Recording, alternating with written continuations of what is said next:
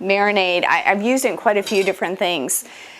It has a really unique flavor, and it actually has gotten, the texture has gotten better and better as it's gotten, as it's aged. What's it, lemon? What? It's just, what I did is I literally just, my son came home and I bought lemons. So I had these lemons sitting around. You're supposed to make lemonade. He cooks, and so he said, oh, he needs these ingredients, and he never used all the lemons. So I had these like 4 lemons sitting there in my house, and I'm just like, I don't want them to go bad. Let's just ferment them. Don't go bad, go ferment. So, so I literally took all the seeds out and literally just sliced them. Peeled them. Got rid of No, this is peel. This is peel, pith, this is the whole thing but the seed. And you know, the pith will be a little bitter early on, but once it's fermented, it loses that bitterness. It's really pretty good. It just has a little bit of a lemon flavor to it. It's not overwhelmingly lemon. It's just kind of, it's really, you can try this in a minute with the spoon, but it's. So you did the lemon and then that salt water stuff. Mm-hmm, the salt water stuff. With I used a little touch of her goat brine. Can I ask you, is the goat brine otherwise known as whey? It just came from the dancing goat. This is just. But she sells whey. No, this is the feta. I bought the feta. I know, but she sells whey separately, and that's used to make cheese. Oh, no, isn't it? No, Yeah. Is it used for fermentation, whey? This is a byproduct. It's a high protein. Oh, so that's not whey. Okay. This is just the brine that she saves the cheese, that she stores the cheese in. Okay. And I have no idea what's in it. It's just briny. It's salty. You just don't throw anything away. No, I don't like to throw things away. I like to use them, and it was a good experiment because now I always save the brine and add it to the vegetables. So we go back to the process. I put that cabbage leaf in there, and then I'm going to fill it with water, with my saltwater brine. The spice you got in there is the caraway. Yes, and that's all I'm going to put in it. That's basically all you tasted in that other one. Garlic. There might have been some garlic in there. What kind of garlic? Just cloves, just organic cloves. Nothing special. There wasn't a lot of garlic. No, I don't ever want to over flavor it because I love garlic, but I would rather have it fresh, and it just doesn't seem to add enough to it. But see, now I got to make sure that it's well under the water, and you see, I don't know if you can see it, but there's bubbles coming up, and I've got to make sure that. And what do you do if mold forms? What do you do if mold forms? That's the great thing about having that leaf in there. If the mold forms, and it has, I think I've maybe had to twice. If the mold forms, you throw it away. Oh, really? No, you throw away the leaf. You throw the cabbage leaf away. The rest of it's So fine. you cover it with a cabbage leaf and push it down. And Right. That's your sealant. That's kind of like that. Right. Mold will pass through this cabbage. and so now I'm pretty much, I'm going to push that down, get that down in there a little bit more. And I'm probably going to have to put another leaf in because some of that stuff's coming up. But I literally have used cabbage leaves and broccoli leaves and kale. Kale works well. Collards work well. And you see I have a little bit floating. I'm not too worried about it because when I take it off later, Take what off? when I take that leaf off, if there's any stuff, if there's any mold on those pieces on top, I'll just lift them out with my fingers because I'm eating it myself. I would just lift them out with my fingers. But you see, I leave a little bit of a head space, and then I'll put my glove on. I'm going to put my glove on, but first I'm going to put some weight in there because what the weight's going to do is going to keep that cabbage leaf down because the pressure builds up in here. That's the fermentation process. You're going to have pressure in there. It's going to bubble. It's going to bubble. All this stuff will want to lift to the top.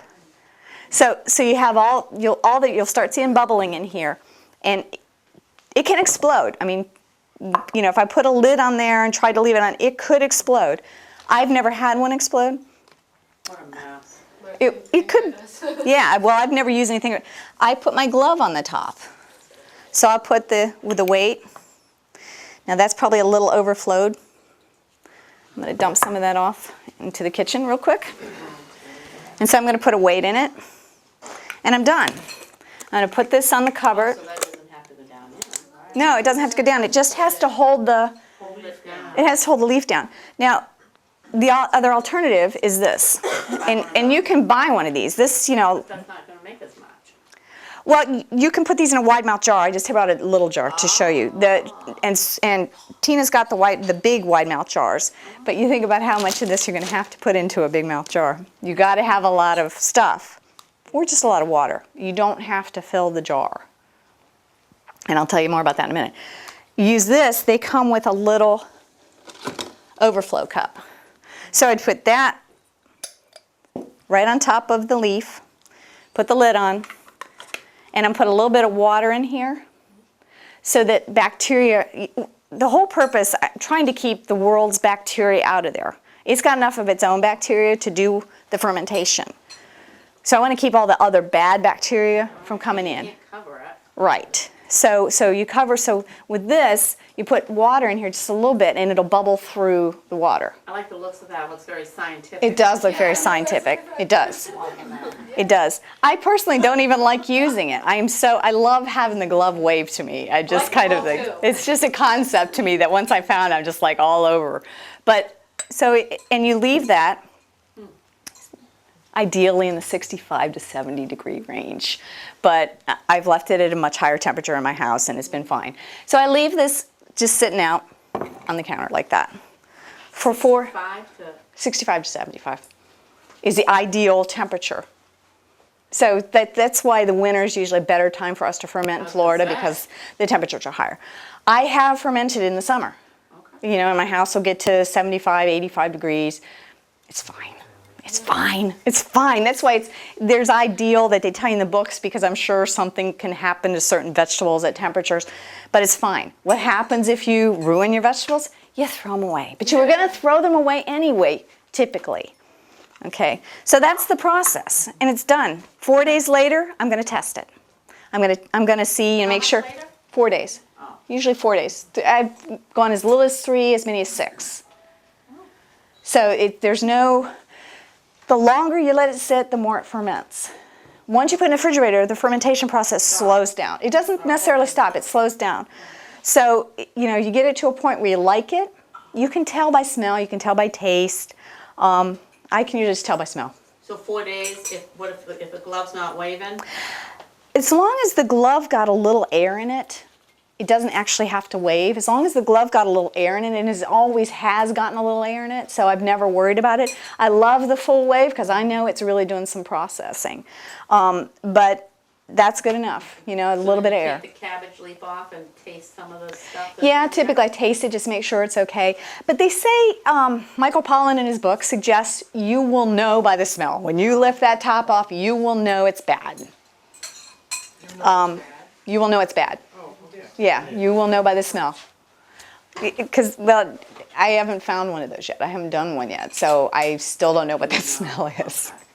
But this is done. So this will sit on a shelf for a couple days and then go into the refrigerator. I'll take the top off, take the leaf off, and just throw it in the refrigerator. It's done. And put a cover on it. Yeah, and I have the regular covers like this one has on it. I have plenty of those. And I'll put that on it. And I typically like to date them because I like to know when I made it. Because I literally still have stuff in my refrigerator from April, and I'm still eating it. So, but sometimes you just want something a little crunchier. The stuff from April is going to be softer. This is going to be crunchier because it's more. The longer it sits in the refrigerator, the softer it gets. Does it ever get too old? I don't know. None of mine has. What's the oldest you've ever had that you've eaten? 10 months. It just, Just softer. yeah, just softer. Just softer. So I would assume at a point it just turns to mush and you wouldn't want to eat it. But, so I experimented beyond that because I love pesto. And I was used to grow so much basil until it got blight. So I had so much of that and I'm like, it's all in my freezer. I'm like, why do we have to freeze the stuff? So I did some research and people say you can't really ferment it, but you can. You can ferment almost any vegetable. So I literally put, just to make sure, I put a little lemon or lime in mine. So it's got a little bit of acid in there. This had garlic, lemon, and this is fermented basil. You're welcome to taste this, but it's going to be really, really strong because it is not pesto. It's just basil lemon and garlic. There's no oil in this.